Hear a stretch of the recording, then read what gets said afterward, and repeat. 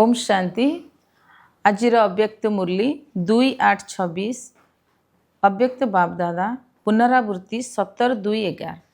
आजिर title मानसिक सेवा द्वारा आत्मा मानू आंजुली देवार सेवा करने सहित बहुत कालर तीव्र पुरुषार्थ करी सदा प्रस्तुत रहिले मालार दाना होइजिवो।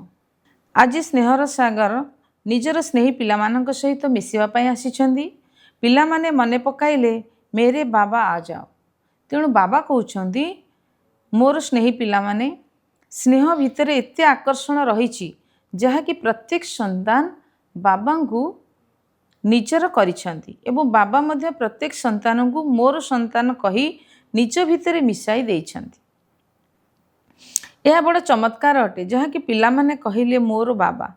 तेणु यही शब्द मोर शब्द भितर एते स्नेह भरी रही जहा कि बाबा मध्य कहिले मोर बच्चे। तेबे स्नेह कौन रु कौन कर दउछि। प्रत्येक संतानर मस्तक आज स्नेहर तरंग उठिबारे लागिछि। यहाकू देखि बापदादा हर्षित होछन।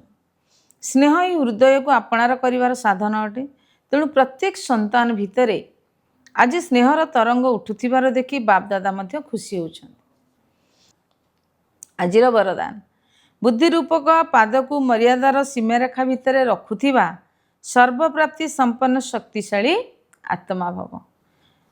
विस्तार रे जो पिला माने निजर बुद्धि रूपक पाद को टिके भी मर्यादा सीमा भितर बाहर करती नहीं सेमाने गेल्हा संतान हवा सहित भाग्यवान मध्य होई जाନ୍ତି। सेमानकर पाखकू केबे कोनोसी विघ्न बा तूफान दुख बा उदासी आसी परिबो नाही।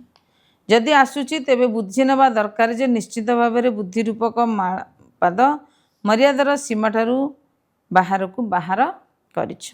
सीमा ठारू बाहर को बाहर करने अर्थ भिकारी हेबा। सेतिपई केबे भी भिकारी अर्थ बा मागिला वाला नुहे। सर्वशक्तिमान शक्तिशाली हुआ। स्लोगान जो माने सर्वदा न्यारा एवं बाबांगर प्यारा अटंती से माने सुरक्षित रही थांती। ओम शांति।